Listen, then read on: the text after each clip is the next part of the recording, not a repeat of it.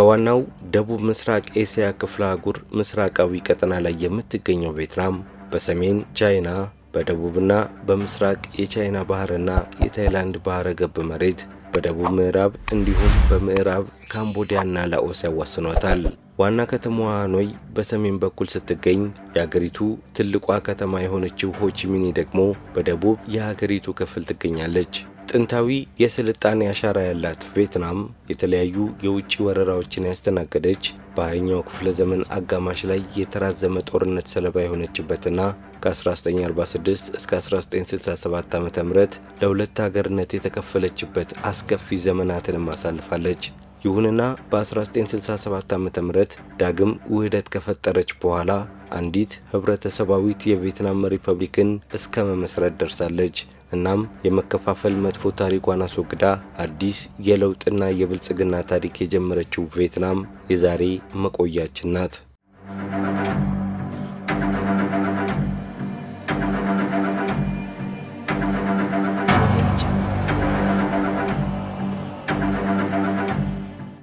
የቪየትናም ህዝብ አመጣጥን በተመለከተ የሚታወቀው በአንጻራዊነት ጥቂት ነው። ለመጀመሪያ ጊዜ በታሪክ ውስጥ የተከሰቱት ላክ ህዝቦች በሚል መጠሪያ ሲሆን እነርሱም አሁን ሰሜናዊ ቪየትናም በሚገኝበት በሬድ ሪቨር ረግረጋማ ስፍራ ይኖሩ ነበር። አንዳንድ ተመራማሪዎች እንደሚሉትም ላኮች ቬት ከሚባሉ ሌሎች ህዝቦች ጋር ቅርብ ዝምድና ነበራቸው። ቬቶችም ከያንግዚ ወንዝ እስከ ሬድ ወንዝ ድረስ ባለው የምስራቅ ኤሲያ ጠረፋማ ክልል በአንደኛው ሚሊኒየም ወቅት ይኖሩ ነበር። ሌሎች ደግሞ ይህንን አስተሳሰብ ሲሞግቱት የአሁኗ ዘመናዊት ቪየትናም ህዝብ በደቡብ ምስራቅ ኤሲያ ክፍለ አህጉር ከሚገኙ ቻይናዊ ካልሆኑ ህዝቦች ጋር በርካታ የባህልና የቋንቋ ባህሪያት እንደሚወራረሱ በማስረዳት ነው። የሆነ ሆኖ ቪየትናም የተባለች ሀገር እጅግ ውስብስብ ከሆኑ ጎሳዎች ቅይጥ የተመሰረተች ሀገር እንደሆነች ይነገርላታል። ነገር ግን በ1910ዎቹ የተካሄዱት የከርሰ ምድር ቁፋሮ ግኝቶች በአሁኑ ሰሜን ቪየትናም ውስጥ የጥንት ስልጣኔ ሊኖር እንደሚችልም አመላክተዋል።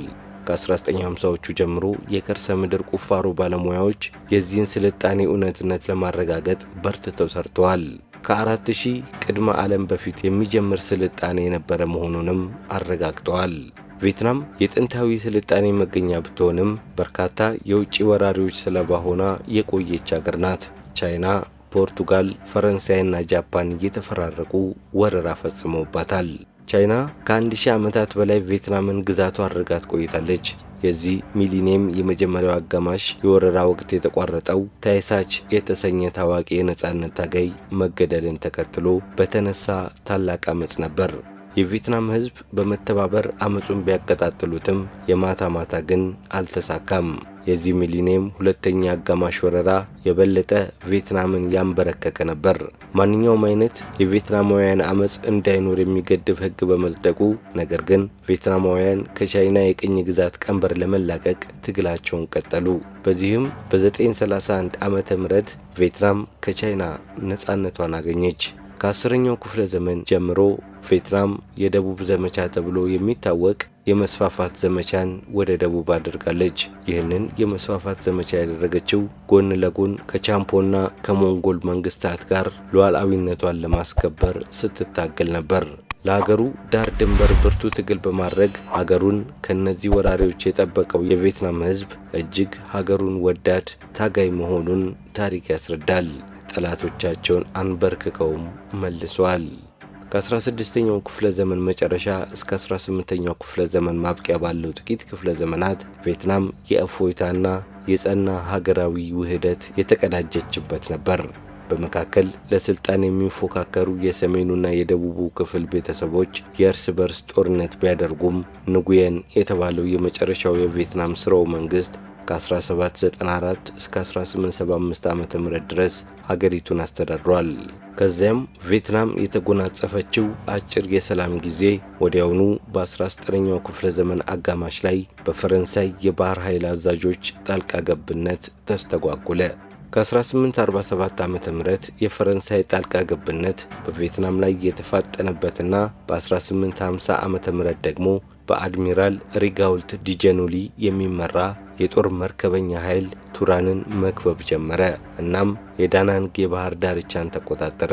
ይህ ክስተት ደግሞ በ1854 እና በ1866 ዓ.ም ቪየትናምን የፈረንሳይ ግዛት ያደረጉ ስምምነቶች የተፈረሙበትን እውነታ አስከተለ። የፈረንሳይ ኢንዶቻይና የተባለው አዲስ መልክዓ ምድራዊ ክልልም በይፋ ተመሰረተ። በዚህ አዲስ ግዛት ውስጥ ቪየትናም፣ ላኦስና ካምቦዲያ የተካተቱበት በቪየትናም ታሪክ ውስጥ አዲስ የታሪክ ዘመንን ያመላከተ ሆኖም ተመዘገበ። ለአስተዳደራዊ ጉዳዮች ይመች ዘንድ በፈረንሳይ የቅኝ አገዛዝ ዘመን ቪየትናም ወዲያውኑ ለሶስት ተከፈለች። ቶንኪን በሰሜን፣ በመሃል በኩል አናም እንዲሁም በደቡብ ኮቺንቺና ይባሉ ነበር። የብሔራዊ ሉዓላዊነትን የደፈረው ይህ ድርጊት የቪየትናምን አርበኞች በፈረንሳይ ላይ በቁርጠኝነት ለትግል እንዲነሱ አደረገ።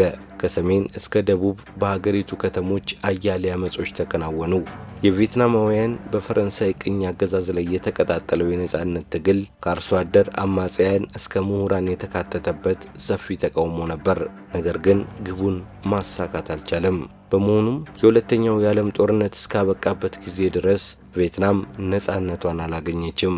ከ1932 እስከ 1937 ዓ.ም በተካሄደው ሁለተኛው የዓለም ጦርነት ወቅት ጃፓኖች አካባቢውን ተቆጣጠሩ። እናም የፈረንሳይ ኢንዶቻይና ግዛት እንዲያከትም አደረጉ። የጃፓኖች በፈረንሳይ እግር መተካት ለቪየትናሞች ሕዝብ ሰላም አላመጣለትም። በተቃራኒው ጃፓን የራሷን አዲስ ግዛት መሰረተች። እናም ቪየትናማውያንን ዳግም ተገዢ ያደረገ። በጃፓን ሰራዊትና በፈረንሳይ ሰራዊት መካከል በመጋቢት 2 ቀን 1937 ዓ.ም ላይ የተካሄደው ግጭት ትልቅ ቀውስን አስከተለ። የፈረንሳይን ሽንፈትን ማበሰረ። መጋቢት 7 ቀን 1937 ዓ.ም ንጉሠ ነገሥት ባኦዳይ ከጃፓኖች ጋር በማበር የሀገሪቱን ነጻነትና ዳግም ውህደት አወጀ። ነሐሴ 1937 ዓ.ም ላይ ደግሞ የቀድሞ የኢንዶቻይና ኮሚኒስት መሪዎች ኅብረት ቪየትሚኒ የተባለ ኃይል ከጃፓን ጋር ግልጽ ግጭት ውስጥ ገባ። በመስከረም 1937 ዓ.ም ላይ ሃኖይ ከተማ ውስጥ ባዲኒ አደባባይ ላይ ሆቺሚኒ የቪየትናም ዲሞክራሲያዊ ሪፐብሊክ ነጻነትን አወጀ። በዚሁ ሆቺሚኒ የቪየትናም ዲሞክራሲያዊ ሪፐብሊክ ፕሬዚዳንት ሆነ። ንጉሠ ነገሥት ባኦዳይ በመሸነፉ የአገሪቱ የመጀመሪያው የሪፐብሊክ መንግስት ልዩ አማካሪ እንዲሆን ተደረገ። የቪየትናማውያን ደስታ ብዙ መዝለቅ አልቻለም። ምክንያቱም በፈረንሳይና በቪየትናም መካከል የተኩስ አቁም ስምምነት ያፈራረመው የ1946 ዓመተ ምህረት የጄኔቫው ጉባኤ በሌላ በኩል ቪየትናም ወደ ሁለት ሉዓላዊ ሀገርነት እንድትከፈል ውሳኔ ያሳልፎ ነበር። በዚህ መልኩ ቪየትናምን የለቀቀችው ፈረንሳይ በቪየትናም ሁለት ሀገሮች እንዲፈጠሩ መንገድ ጠረገች። በሰሜን ሆቺሚኒ የሚመራት የቪየትናም ዲሞክራሲያዊ ሪፐብሊክና በደቡብ ደግሞ ንጎዲኒ ዳየም የሚመራው የቪየትናም ሪፐብሊክ የተባሉ ሁለት የተለያዩ መንግስታት በቪየትናም ምድር ተፈጠሩ። የሰሜኑ ኮሚኒስት መንግስት የደቡብን ብሔርተኝነት እንዲቃወም ውግንናውን ከሶቪየት ኅብረት ጋር ያደረገና ከቻይና ድጋፍ ይደረግለት ነበር። እንዲሁም የአሜሪካ ወታደራዊ ኃይል ለደቡብ ቪየትናም ድጋፍ በመስጠት ጣልቃ ገባ። በዚህ መልኩ የአንድ አገር ሰዎች የሀያላን ርዕዮተ ዓለማት ሰለባ ሆነው ለሁለት ተከፈሉ። አሜሪካ ኮሚኒዝምን ወደ ሌሎች ሀገራት እንዳያስፋፋ በመስጋት የደቡቡን መንግስት መደገፏን ቀጠለች። ከዚያም አሜሪካ ሰሜን ቪየትናምን 1957 ዓ.ም በቦምብ ደበደበች። ይህ ድብደባ የቪየትናም ጦርነት የመጀመሩን ክብሪት የጫረ ክስተት ነበር።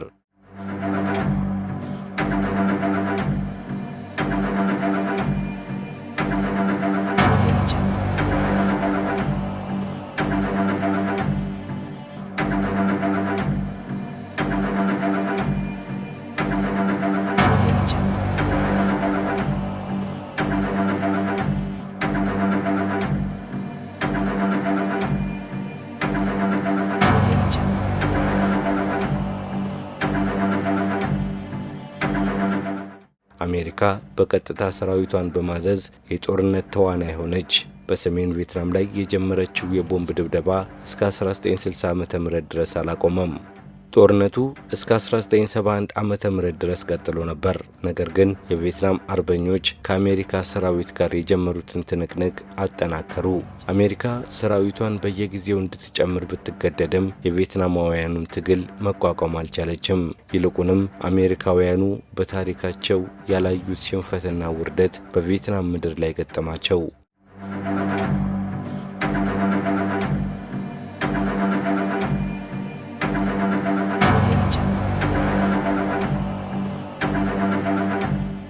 ልዕለ ኃያሏ ሀገር አሜሪካ ሽንፈትን ቀምሳ ከወጣችበት ጦርነቶች መካከል በታሪክ በግንባር ቀደምትነት ይጠቀሳል የቪየትናም ጦርነት።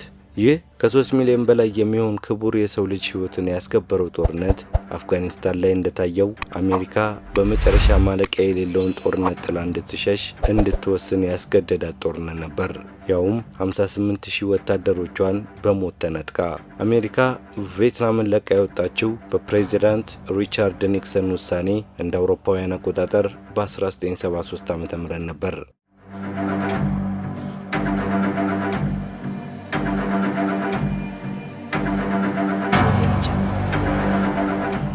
በ19ኛው መቶ ክፍለ ዘመን በደቡብ ምስራቅ ኤስያ በኢንዶ ቻይና ባህረ ሰላጤ የምትገኘው ሀገረ ቪየትናም በፈረንሳይ ቅኝ ግዛት ስር ነበረች።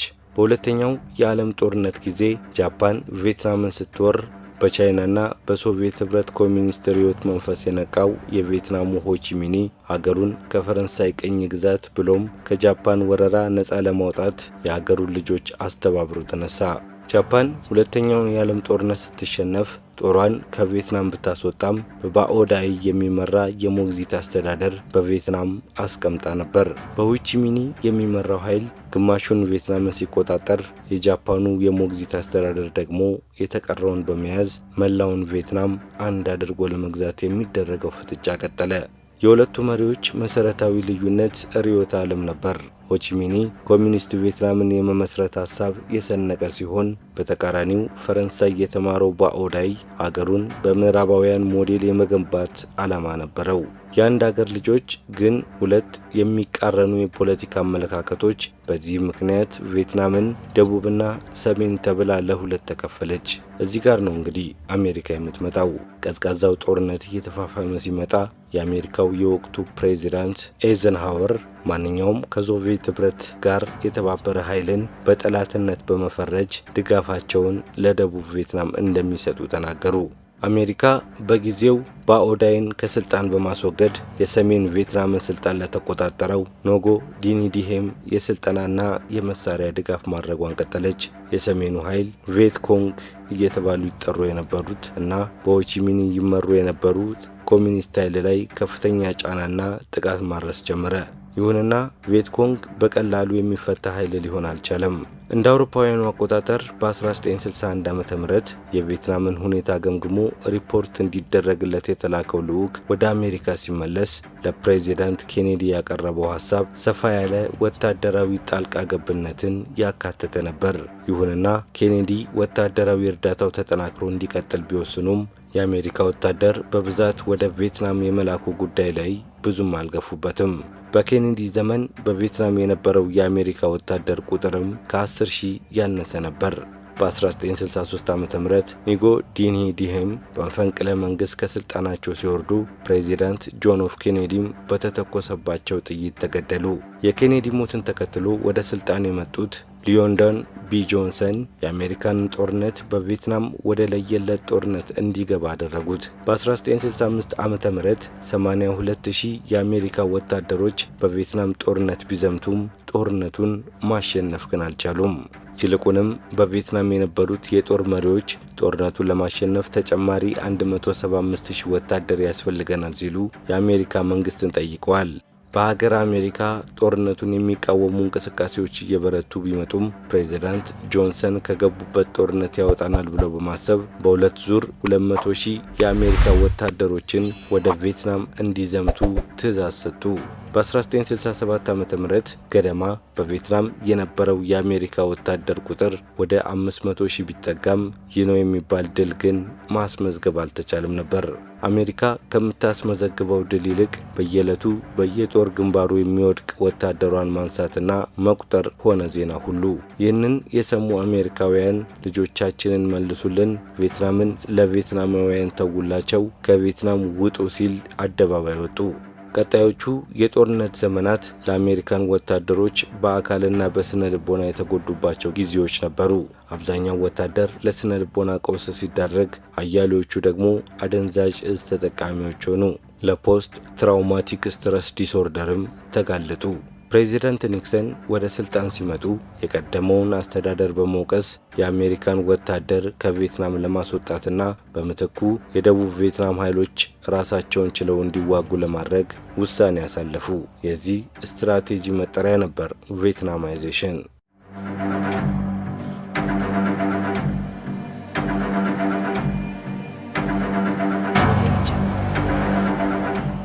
እንደ አውሮፓውያኑ ዘመን አቆጣጠር አፕሪል 30 ቀን 1975 ዓ.ም ሴጎን በቪየት ኮንጎዎች እጅ ስትወድቅ የመጨረሻዎቹ አሜሪካውያን ቪየትናምን እየለቀቁ ነበር።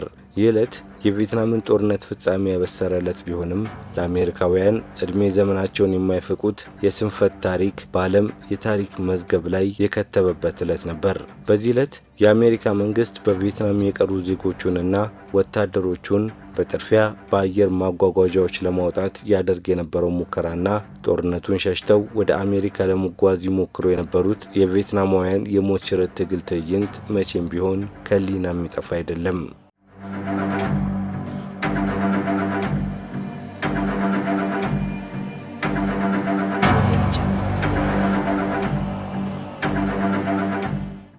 በዚሁ ዓመትም ቪየትናም ለአንዴና ለመጨረሻ ጊዜ ተዋሃደች።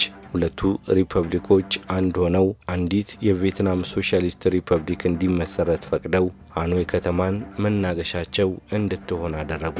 ከዚያ ወዲህ በጦርነት የደቀቀችውን ቪየትናምን መልሶ የማቋቋምና አንድነቷን የማጠናከር ከፍተኛ ርብርብ ወደ ማድረግ ምዕራፍ ተሸጋገረች። ከአጭር ጊዜ ማሽቆልቆል በኋላና ከውህደቱ ጅማሮ ከተከተለው የኢኮኖሚ መረጋጋት በ1972 ዓ.ም ቪየትናም ከኢኮኖሚያዊና ዲፕሎማሲያዊ ችግሮቿ በፍጥነት ያነሳትን የኢኮኖሚ ፖሊሲ መተግበር ጀመረች። የቪየትናም ፖሊሲ ከዓለም አቀፉ ማህበረሰብ ጋር ግንኙነቷን ማስፋትና ማጠናከር ላይ ያተኮረ ነበር። በዚህም ጠንካራ እንቅስቃሴ ቪየትናም ከብዙ መከራ በኋላ በቅርብ ዓመታት አገሪቱ የተረጋጋ ሰላምና ኢኮኖሚ ባለቤት ለመሆን በቅታለች።